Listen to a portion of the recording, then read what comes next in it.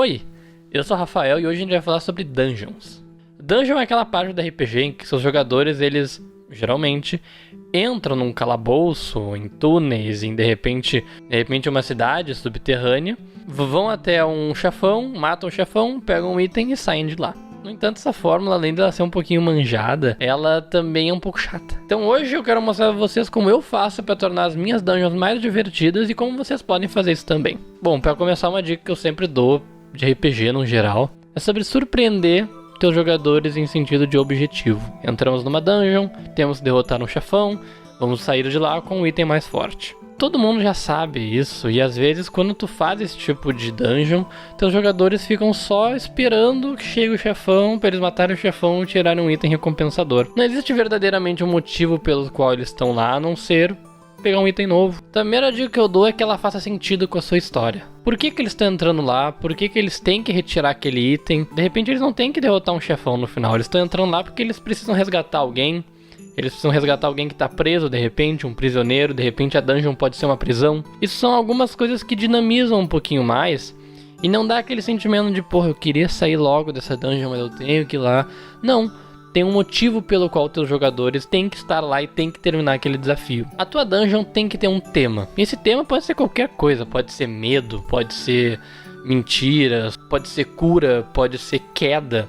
Qualquer coisa que tu quiser. E trabalha a partir desse tema. Eu vou dar um exemplo aqui da última dungeon que eu fiz. O tema que eu queria era cura. Era um calabouço de um cientista que, junto com uma família de clérigos, criou uma legião de seres abomináveis que ficavam se curando, e assim eles criavam aberrações com 3, 4 braços, deformações no rosto. E eles tinham que ir até o final dessa dungeon, porque no final dessa masmorra tinha uma criatura que, se ela fosse solta, ela iria acabar com a cidade. E essa criatura é quem dava os poderes também para essa família poderosa de clérigos. Aí a gente já tem um tema, cura. A gente tem também um motivo pelo qual eles estão lá dentro. Eles precisam salvar a cidade está sendo comandada por essa família maldita, e também existia um grande guerreiro que estava tendo seus poderes sugados pela besta. Pense na sua dungeon com 4 a 6 encontros. Pela minha experiência, assim, sempre que eu fiz menos, acabou sendo uma dungeon muito curtinha, e sempre que eu fiz mais, ela começou a ser muito longa. Aqui geralmente a gente falaria sobre combate, né? Encontro não necessariamente numa dungeon tem que ser combate, porque isso fica monótono.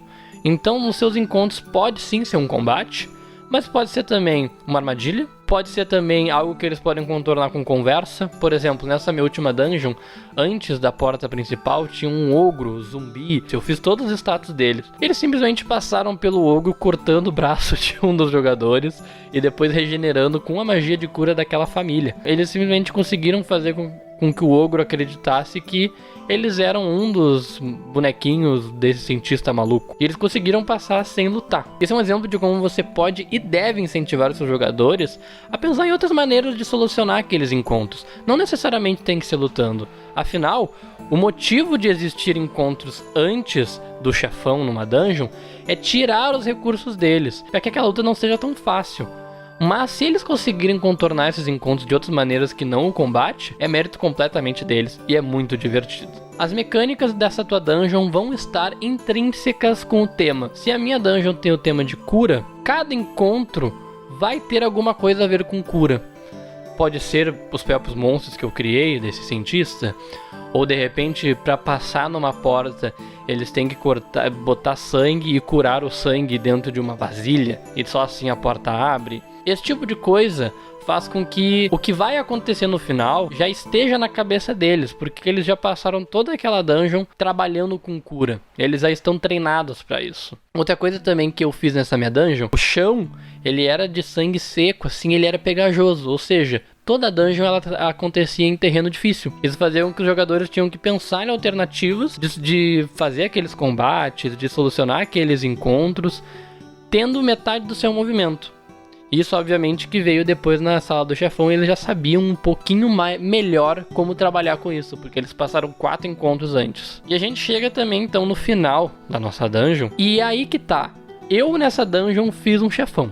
Mas essa não é a regra. O final dessa dungeon pode ser uma série de outros inimigos, e você tem que salvar um prisioneiro, como eu tinha dado exemplo antes, ou de repente existe um grande maquinário que vocês têm que destruir enquanto outros inimigos tentam destruir vocês. O objetivo não é matar os inimigos, mas sim destruir aquele maquinário. Ou de repente é um grande ser que vocês não precisam matar ele.